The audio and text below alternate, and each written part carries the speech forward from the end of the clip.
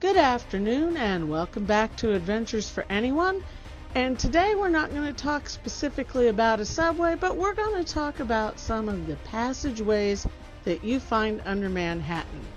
And one of these passageways is really interesting. It is the Dey Street Passageway, and it follows a lot of subways from the Oculus, where you will also find PATH trains along with subways, over to Fulton Center, where you will just find a maze and a mall and so much. We're going to talk about Fulton Center itself tomorrow, not the subway station, but the center and the neighborhood. So down here at World Trade, you're probably going to take the one down to get to the neighborhood, but Fulton Center is over here where everything else comes together.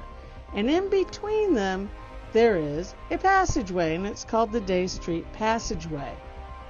Now, the great thing about these passageways, and there's a bunch of them, this is only part one. We're going to talk about a bunch of them around town. What the subway people are doing, what MTA is up to, is they're trying to make everything more convenient for subway users. I know people don't buy that because the rates just went up, etc., now you got to carry an Omni card, whatever. But they really are.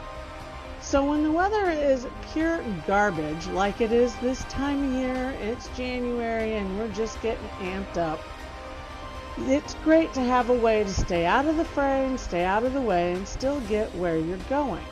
So the beauty of this one is with the Omni card in particular, you're probably going to get a free transfer on this one if you're just going from one subway to another.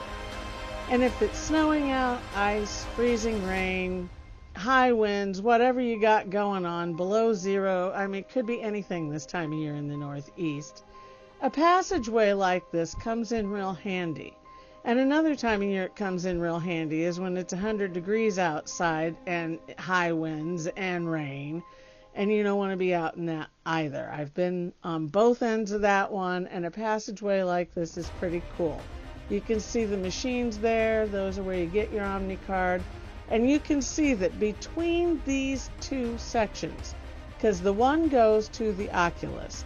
Now all of these other subways, the ACE, JZ, RW, 2, 3, 4, and 5, you can catch via Fulton Center. So there's a lot going on here. I think you can also catch the E at the Oculus, but I'm not positive. I know you can catch the one there. So Fulton Center, we're going to talk about this tomorrow. It's a whole mall going on there. The whole upper floor pretty much is a Shake Shack. It's a great place. It looks like a spaceship from the inside or the outside. Doesn't matter how you look at it. But at any rate, you got all these subways. You got really bad weather this time of year. And you're just able to walk from one section to another. Now that's not to say that once you get outside here and you've got St. Paul's Chapel across the street there are also street entrances to these subways. You find them all over down there. You can enter the subway. You find yourself back in the path as well. It's all up to you how you get around. And to be fair, you can walk from the World Trade Center section over to the Fulton Street section. It's like right there. You can see one from the other when you're in the graveyard at St. Paul's Chapel across the street there. But the thing that's nice about this, and like I said, we're going to be talking about these. This is just one of them. This is the Dey Street Path. Takes you from the Oculus, where the one comes in at World Trade Center and the museum, the 9/11 grounds there, over to Fulton Center. And Fulton Center has a lot of subways, so once you get over there, what you need to do is you just need to follow the signs. I know I keep saying this, but I can't stress it enough. Fulton Center is a maze. It took me years to understand this place because there's just so much going on, and there's these passageways. You feel like you're going around in circles and up and down and around and around. So just follow the signs. Make sure you're following the signs to up, down, or downtown.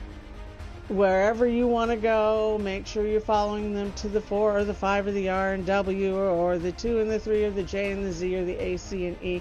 Make sure you follow those signs. It's just really important. Uptown, downtown, and whichever one you're looking for. So down here, you got a lot going on. You've got that passageway in there. You got a whole lot of subways accessible on it.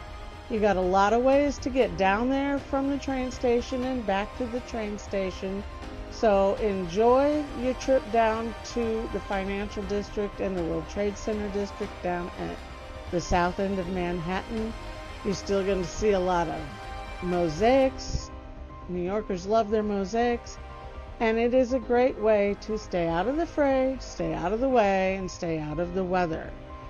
So enjoy your time, enjoy the ads on the wall, enjoy the Dunkin' Donuts over at Fulton Center, enjoy the mall at the Oculus, whatever you've got going on, and eventually you will find yourself in a subway station headed to and from where you need to go. But it can be really convenient to be able to walk from one to another if you're out and about town.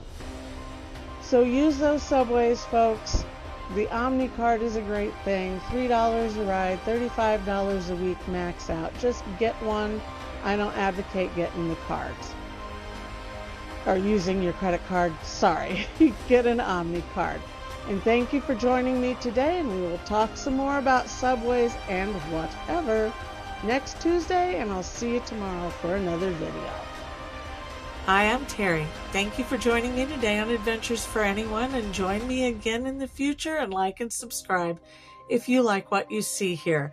And I can teach you where to go in the Northeast, how to have fun, and how to travel the way I do, which is as a budget traveler. Thank you again. Have a great day.